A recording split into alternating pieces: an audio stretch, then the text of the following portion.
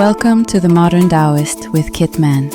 Ancient wisdom, modern life, and the way. Visit us online at taoananda.com or find us on all the socials. Now, the Modern Taoist.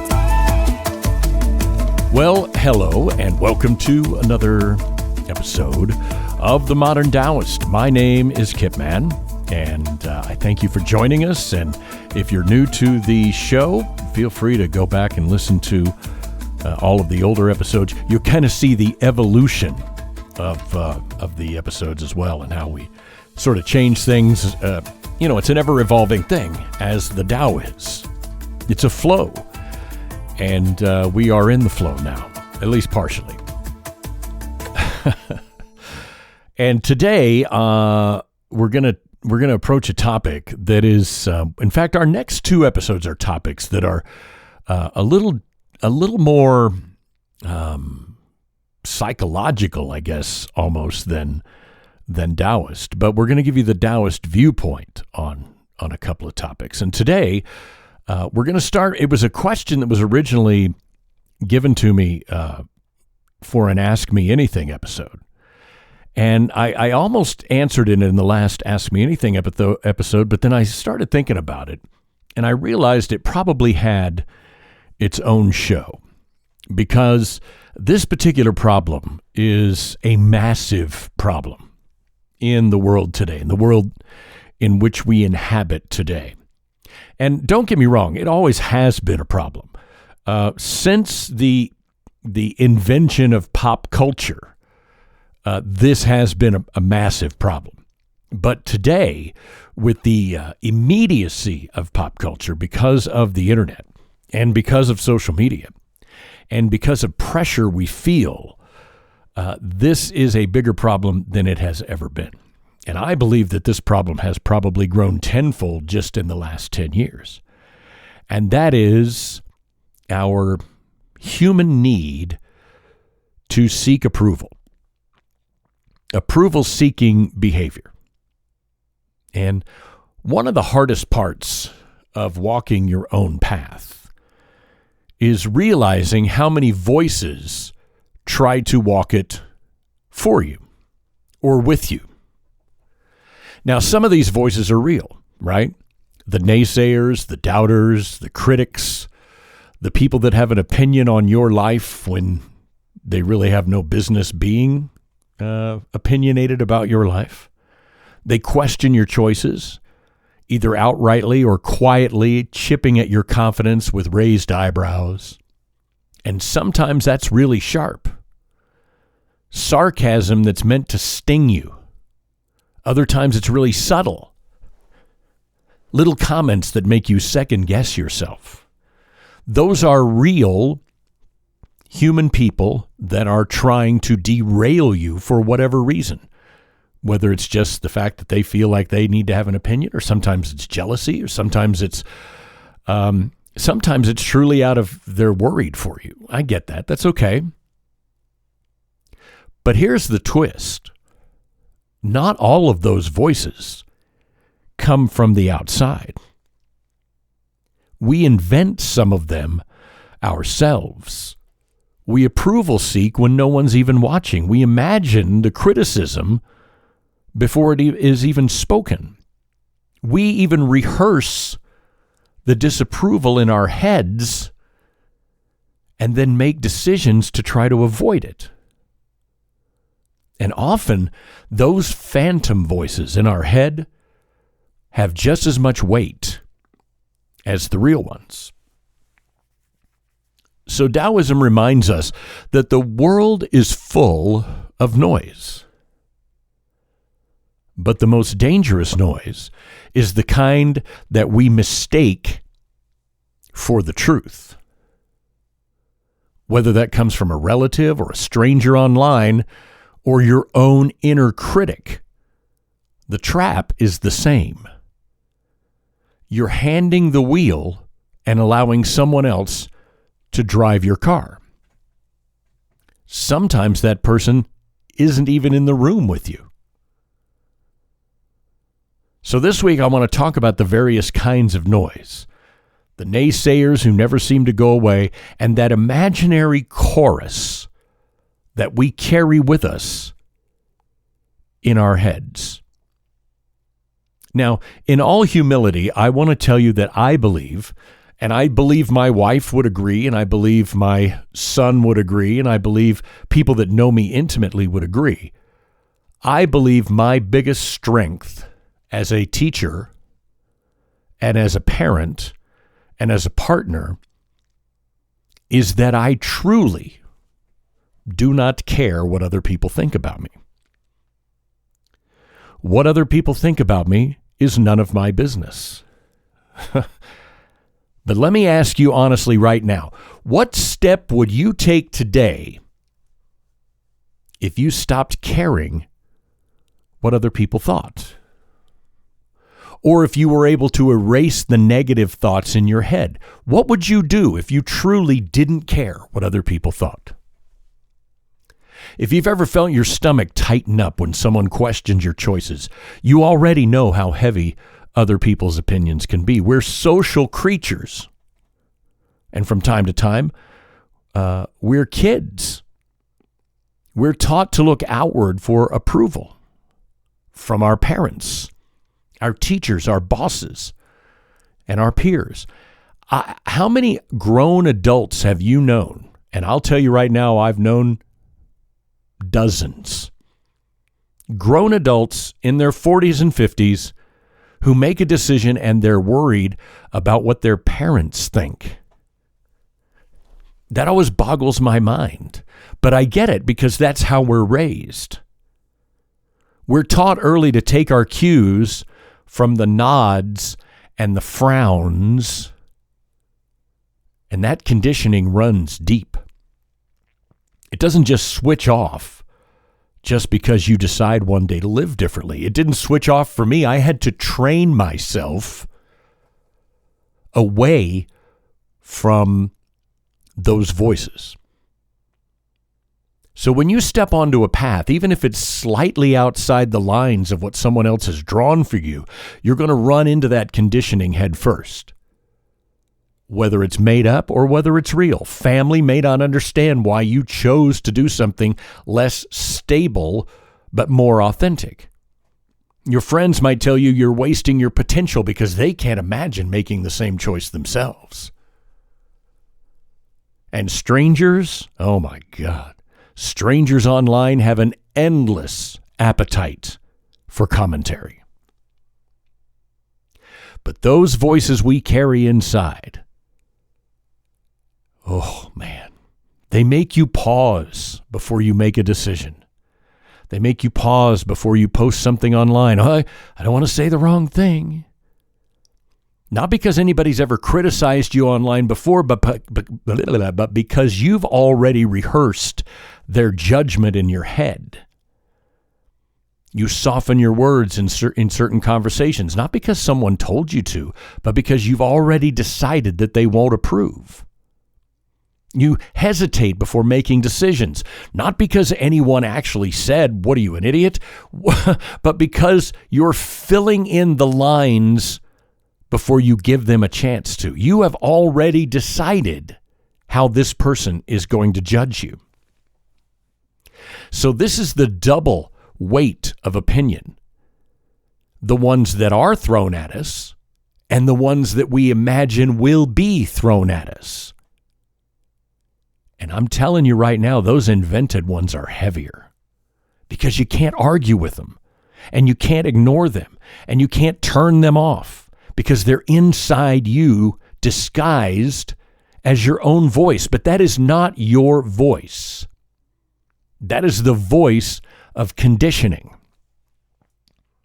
The Taoist view doesn't deny that those opinions exist. It doesn't tell us to stop listening to people altogether. It simply points out that carrying these voices with you is an option. Whether real or imagined, other people's doubts do not have to be your truth. They do not have to guide your decisions. Their storm does not have to be your storm. Their hesitation, their jealousy, their cowardice does not have to become your hesitation or cowardice. You are allowed to make choices that make you happy, that make you stay on your path. You don't need someone else to chime in. The cost of carrying these things is real. Every time you bend to someone else's disapproval, you've handed over a piece of your path. And you've handed over the path to your peace. You see what I'm saying? You've traded clarity for confusion. You've drifted one step further from the life that only you can live. Your decisions decide how you live. And when you let other people into that process, look, there's nothing wrong with taking advice. There's nothing wrong with asking for someone for advice. But that's you asking. That is not them just giving it to you or you deciding that they won't like something. So to loosen the grip of other people's opinions, you first have to understand where they come from. Because these don't just appear out of nowhere, right? Every voice of doubt, whether it comes from someone else's mouth or inside your own head, has a source. And sometimes that source is projection. When someone tells you you're being foolish or reckless, what they mean is, I would be afraid to do what you're doing. Their disapproval isn't really about you. It's about their own limitations. The first time I ever went bungee jumping, now I haven't been bungee jumping in 30 years, but I did go a few times when I was younger. And the first time I ever went, 3 different people stood there and said, you're an idiot. You're being reckless. And that was when I realized that they weren't telling me how I was being. They were telling me how they would be. And that's why they wouldn't do it. That's why I was doing it and they weren't. Their criticism was a mirror of their own hesitation. They didn't want to do it. Therefore, if I did it, I was being stupid or foolish or reckless. So sometimes those opinions are a projection, but sometimes it's habit. What do I mean? We live in a world that trains us to seek approval as babies, as children. The first time you go to school in kindergarten or preschool, you get gold stars for compliance. You get graded on your performance. You get praise from adults for making them comfortable. And over time, that training sinks in so deeply that by the time we've grown, we don't even need the teacher or the parent anymore to tell us what we're doing is wrong because we've internalized the critic. We provide those judgments before anyone else has had the chance because they are so ingrained in us. So sometimes it's projection, sometimes it's habit. But sometimes it's insecurity because people feel unsteady in their own path, so they try to steady themselves by shaking yours. It's easier to question your choices than to face the discomfort of their own lives. That's why naysayers tend to multiply when you're making bold changes. Your movement stirs up what they're afraid to look at in themselves. But let's linger on the harder truth. I want to talk way more about the fact that most of the time, that naysayer that is telling you what to do and what not to do is you. That imagination, that critic in your head, it's the hesitation before you do something as simple as posting online, where you edit and re-edit because you've already heard the fake chorus or the reactions in your mind. It's the same when you replay an upcoming conversation that you have to have with a boss or a spouse or anyone. You write out both your lines and theirs in your head. Don't even pretend you haven't done this before.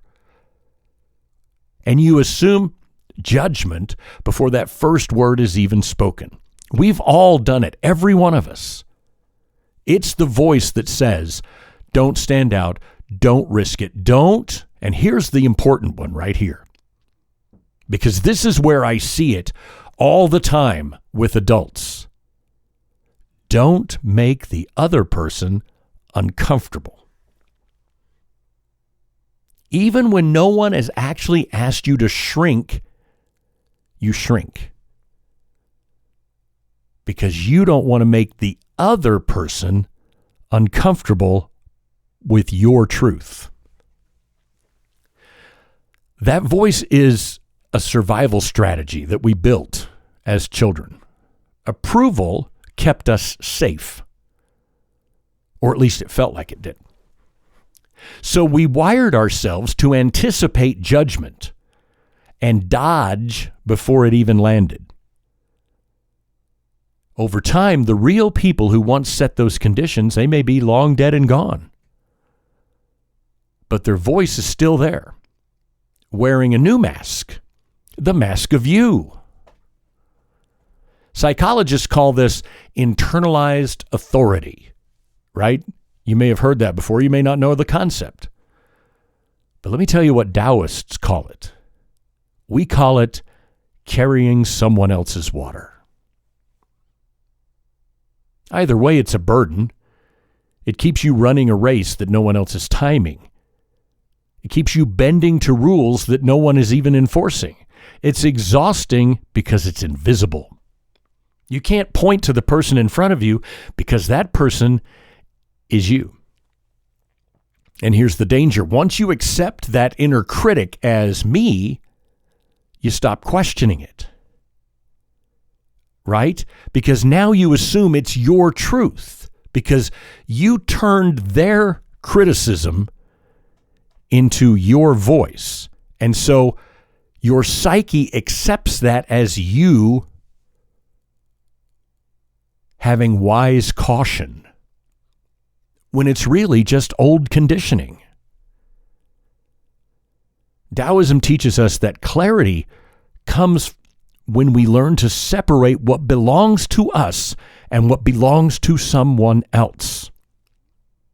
And that applies, maybe especially applies, to our inner voice. So the practice here, as always in Taoism, is awareness, noticing.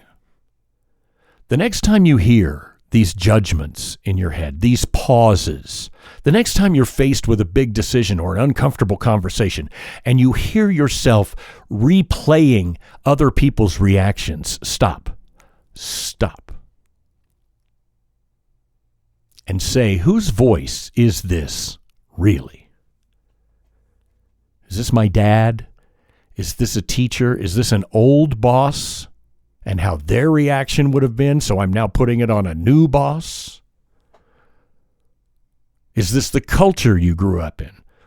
Is this the endless scroll of these social media ding-dongs that you pay attention to? Stop and ask, where's this coming from? Why am I pausing? If it feels like your voice now, but it began somewhere else, that's your indication that you need to push ahead. Because once you see its source, you can stop mistaking it for your truth. Let's go back to water. Taoists, we love to go back to water. Water's our thing. We always go right back to water. So here we go. Water carries silt when the river runs fast. But if you let it settle, the water gets clear. In the same way, when you understand the source of your judgment, whether it's projection or insecurity or habit or your own internalized critic, you don't need to absorb it. You can let it pass through you like muddy water settling out of a stream. Let it settle. But you can only do that if you begin, like we tell you, like I've told you many, many times on this show. Notice. You have to understand how to begin to shift awareness. I may be very good at not caring what other people think. It doesn't mean it doesn't start somewhere in my head. But I've trained myself to, instead of reacting to every opinion, I can trace it back. Did it come from them or did it come from me? Did it come from my present reality or from someone else's old expectations echoing inside of me? Once you see the source, you can stop carrying the weight. So by now we've seen that these outside voices come from many places, from fear or habit or insecurity or something that we've invented ourselves. The next step is learning how to retrain yourself so you don't carry those voices with you, or so that you notice and leave it. Let it settle. Because awareness alone isn't enough. You can understand the source of the judgment perfectly and still feel it sting if you let it sink in. Taoism gives us a different posture. Hear without holding. Notice without absorbing. Like water on a lotus leaf, the drop lands, but it beads up and rolls away. The leaf doesn't care that the drop is there, but it also doesn't keep it. Not absorbing doesn't mean denial. It doesn't mean pretending criticism doesn't exist or that it doesn't hurt when someone criticizes you. It means refusing to weave those words into your identity. You don't need to take them home. You don't need to replay them at night. And don't let them shape your choices. These criticisms happened in the past. I like to say that it was in the past and then it passed. They don't belong to you. The psychology behind this is really simple, but it's very powerful. What we rehearse, we reinforce. This is a very pop psych kind of thing that the power of positive thinking or visualizations or whatever. But I'm just trying to explain to you that it is the truth. What we rehearse, we reinforce. Every time you replay the imagined disapproval of someone, you strengthen the groove. You deepen that groove of approval seeking in your mind. And that's why the Tao says, let the words pass, because holding them deepens the habit. Letting them roll away dissolves it. In practice, this means noticing and catching yourself in the moment when that judgment shows up, whether it's spoken aloud or coming out of your own head. And instead of locking into it, you give it space. You say, that is theirs, that's not mine. And if it's your own inner critic, you say to yourself, that is old conditioning, that is not the truth of this moment. Name it. The act of naming it takes its power, gives it to you, and creates the distance that you need to stay free of it. This isn't pacificity. It's not about shrinking or avoiding conflict. It's about active self-discipline. It takes strength to hear someone's disapproval and choose not to listen. Choose not to make it part of your inner thought. It takes courage to let a critical thought in your own mind pass because you know it's old conditioning. Anyone can react. Anybody can fight. Anybody can overreact. It takes deeper awareness to simply not absorb. Think about the difference. If a coworker undermines your idea, you can react, right? You can argue or defend it or push back. But that keeps you tangled up in their energy. They are the one that gave that energy, and then you dove right into the middle of the pool. Or you can hold steady. You can let their words pass. And you can keep your clarity. The situation doesn't define you unless you absorb it. That's why the Tao says stay clear at the source. Your nature, your path, your alignment with the presence, that's clear water. If you let every bit of silt and debris define you, then you become a muddy stream. If you let it pass, you remain a clear pond.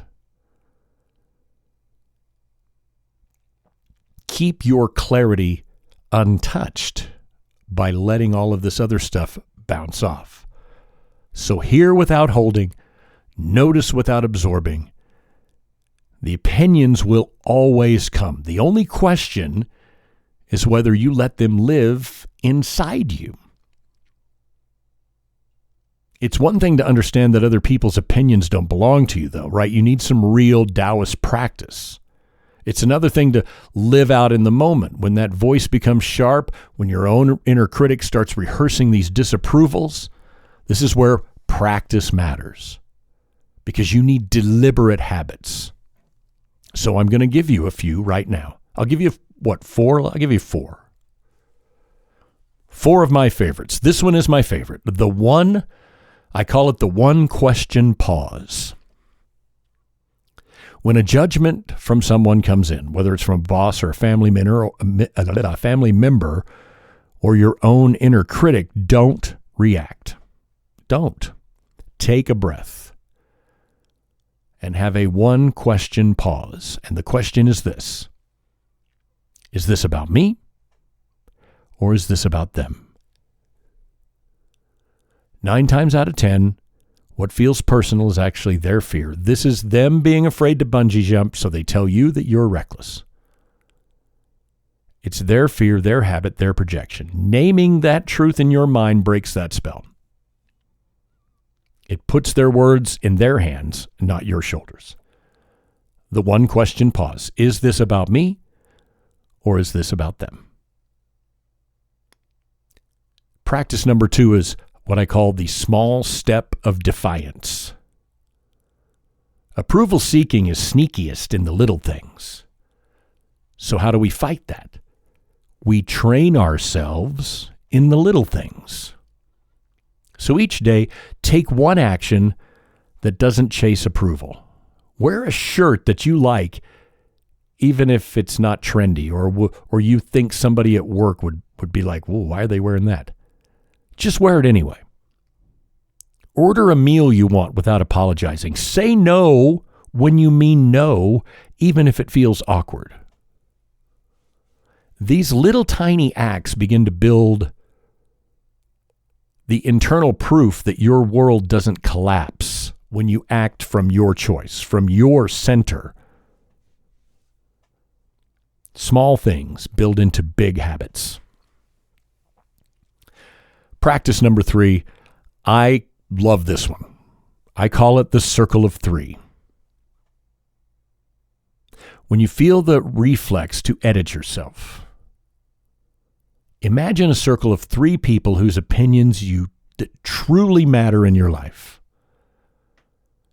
Your partner, your spouse, a close friend, someone you trust. 3 people. Pick out 3 right now in your head. And then when the critic in your head, who isn't in that circle, by the way, when they pop up, imagine having that conversation with one of those 3 people in your circle.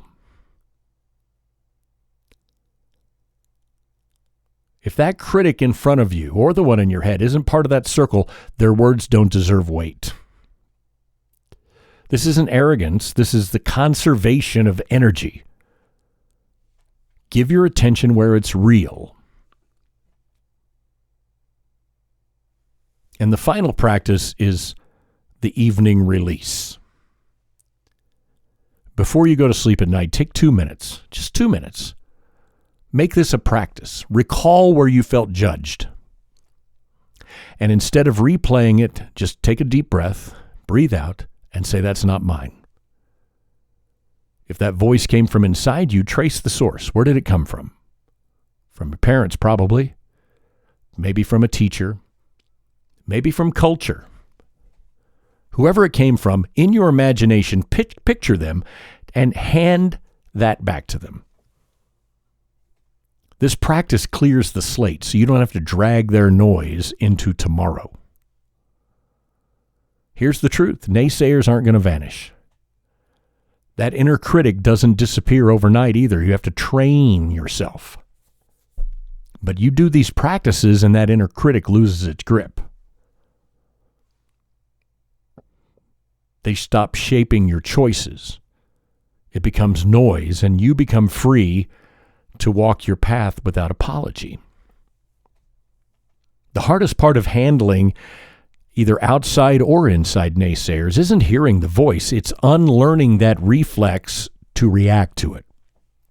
For most of us, approval seeking has been wired into us.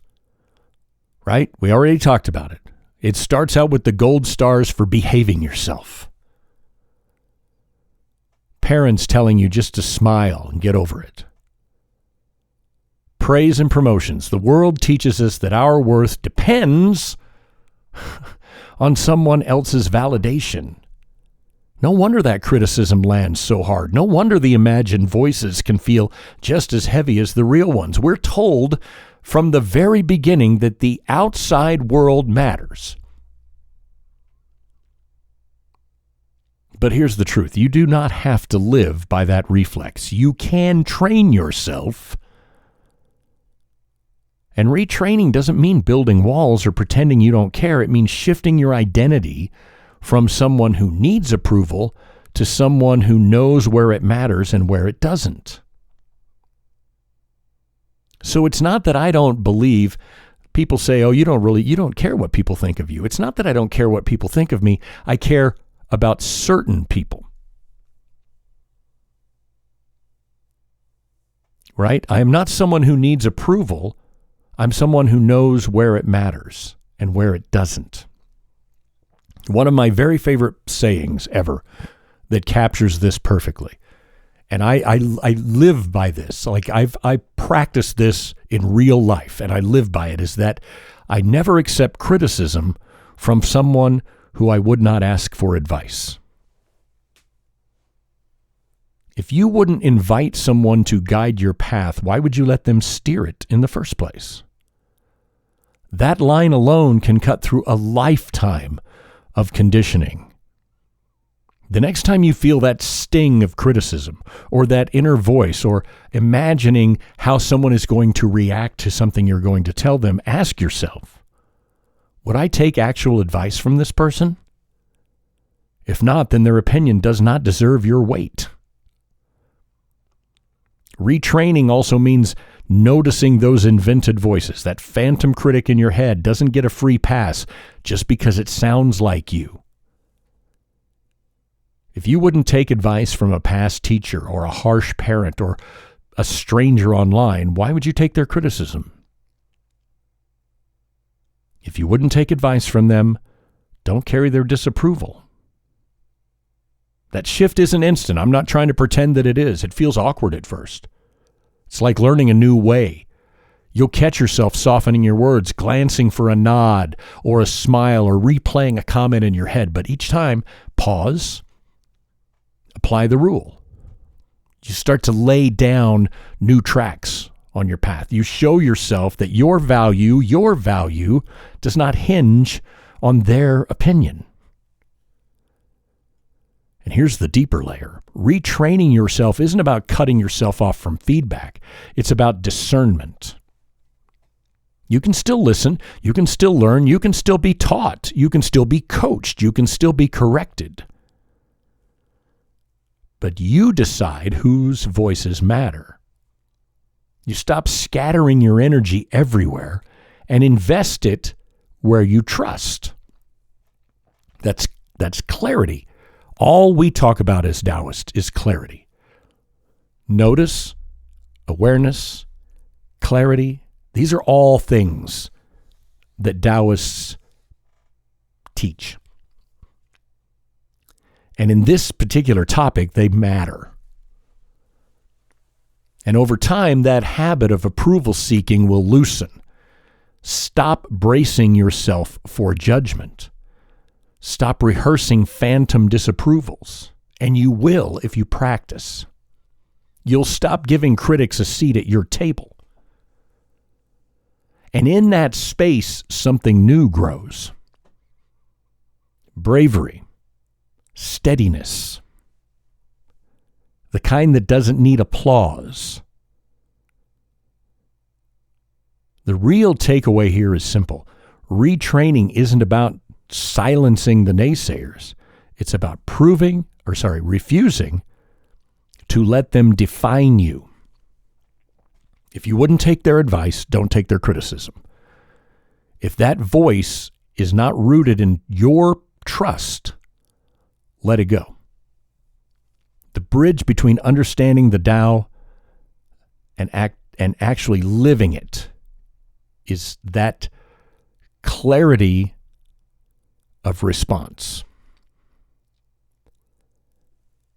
The truth is, guys, the naysayers are never going to go anywhere. They never have left, and they never will leave.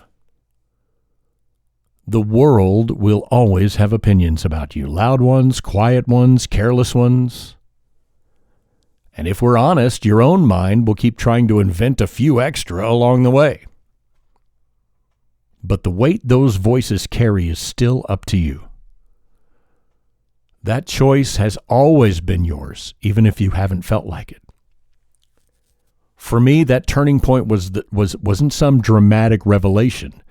It was that small, simple question I started to ask myself in the middle of the noise. Would I take advice from this person? And if that answer was no, then why was I letting their criticism of me cut me down? Why was I handing them the authority to define me when I would never trust them to guide me?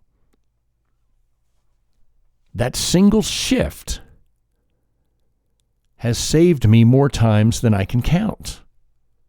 That's why it's important how you teach your kids, because you want them to come to you for advice and you want your words to matter to them. But if your children grow up to become adults and they would not take your advice, then your criticisms are going to cut them harsher. Once you start using that filter, would I take advice from this person? The world gets a lot quieter.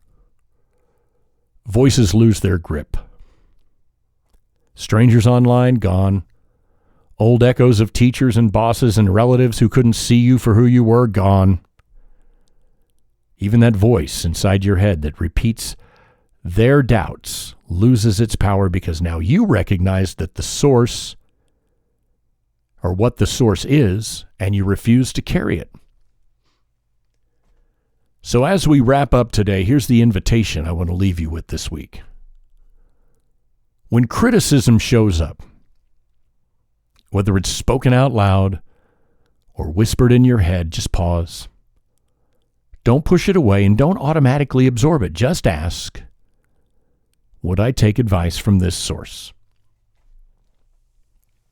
Where's that criticism coming from? Was that something my father told me when I was 6? Well, I'm a grown person now. I'm 45 years old. I'm 51 years old. Why would I take the same criticism from the person that was telling me how to behave when I was 6? That doesn't belong to you. You don't need to rehearse it. You don't need to carry it home. Leave it back there in the past, because it's past, and the past is where it belongs. Let it dissolve, and then make your decision. Walk forward anyway, because your path does not require a panel of judges. It doesn't need permission slips, applause. What it needs is your willingness to keep walking it. So as you move through your days ahead, try this practice. Catch one moment when you normally would bend to a voice that doesn't deserve you. Just one. Stop and ask the question, and then let it go. That's how retraining begins. That's how freedom grows. Not in big grand gestures, but in tiny acts of refusal that slowly teach your body a whole new way of living and a whole new way of looking at decisions. And that's going to wrap up this episode of the Modern Taoist. I hope it meant something to you. I hope you got something out of it. If this conversation made you think of someone in your life, share it with them, please. The Tao is not meant to be held by one person. That's why I do this. Podcasts grow through word of mouth, and if this resonated, please pass it along. The community builds one person at a time, and the more people that we can touch or help along the way, the better. If you're nodding along, make sure you follow us. We drop new episodes every Tuesday morning. Leave us a feedback or a review or a thumbs up or whatever. We'd appreciate it. My name is Kip Mann, and this has been The Modern Taoist. Bye. Thanks for listening to The Modern Taoist with Kip Mann. Visit us online at dawananda.com or find us on all the socials. Please like or subscribe on this platform, and thanks again.